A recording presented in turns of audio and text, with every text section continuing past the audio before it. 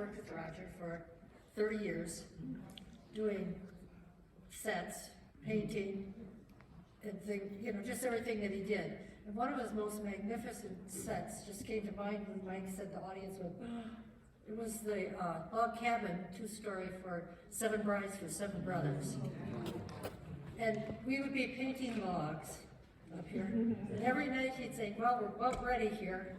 The next time we come in, now we need another flat of logs. And so it was like a 13-step process. We had the sound man, Jock Suri, he was up here helping us. And anybody we could grab, we'd put a brush in their hand and say, come on, we had to get these logs done.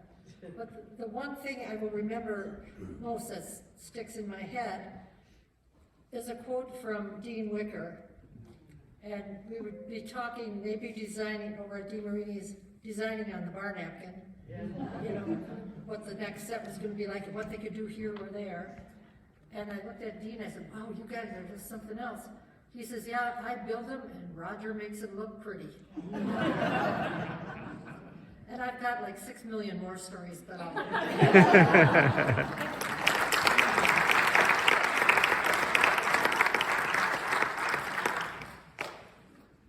I have to say that Roger's the only man besides my husband Tim that ever told me to get a good bra. I'm comfortable and I like it. He said, Amy, you've got to get a better bra. We're not going to go further on this outfit until you get a better bra. There's many ways we're thinking of honoring him, and one person said we should have a plaque in the costume shop, and so when we're leaving down to come down to the show, we can like touch the plaque or whatever. And would it be appropriate if we said on the plaque, Roger Bocek, the audience is just going to pee? Yes. He said it all the time. All the time. They're going to pee.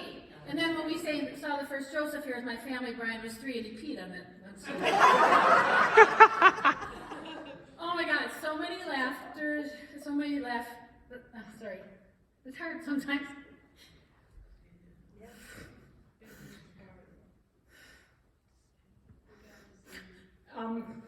Good times. He was a legend. He was a brilliant man. He was afraid of health problems. His way out was to create, because he felt so good when he created, and he created so many good things. In the last months when I was with him, he would go from, I can do this, I have 20 more years left in me, to, I can't believe I'm this bad, I'm never going to make it, my heart is only at 20%, I won't be able to get that valve. And then he would just sit there, and it was so hard to see him so sick. The last thing he said to me, I took him to his dentist appointment the last September 9th, whatever, and I had him in a wheelchair. He was exhausted just from that visit. He couldn't hardly walk.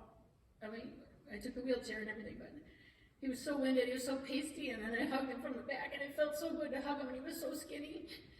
And he cried, and I kissed his cheek. I love you, Raj. I'll see you when you come back for more dental work or whatever. Make sure we, connect again. We had soup together.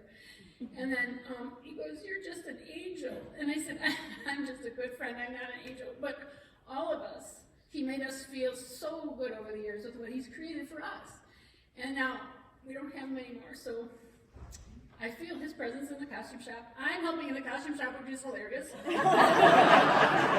remember, so Pat Gerke says, tear out the seam. And I said, I don't know, rip out the seam. I don't know how. Take these buttons off and move them over an inch. I said, I'll take them off, but I don't know how to sew a button on. And she's going, Amy. What I do know is the show. So what I feel, and the only way is helping, I say to Raj, okay, what do you want this girl to wear? What should this cute little one wear? What should this, she look good in that when she brought it. Talking to him all the time. I had pulling costume saying, okay, you got a quick change. You need a zipper for this one because you're never going to get out fast enough. So I know the show, so that's why I feel like I'm helping. It's a different world to me. But these beautiful, talented seamstresses, I just think it's a beautiful gift. And our theater has had so many creative people. So that's all I have to say.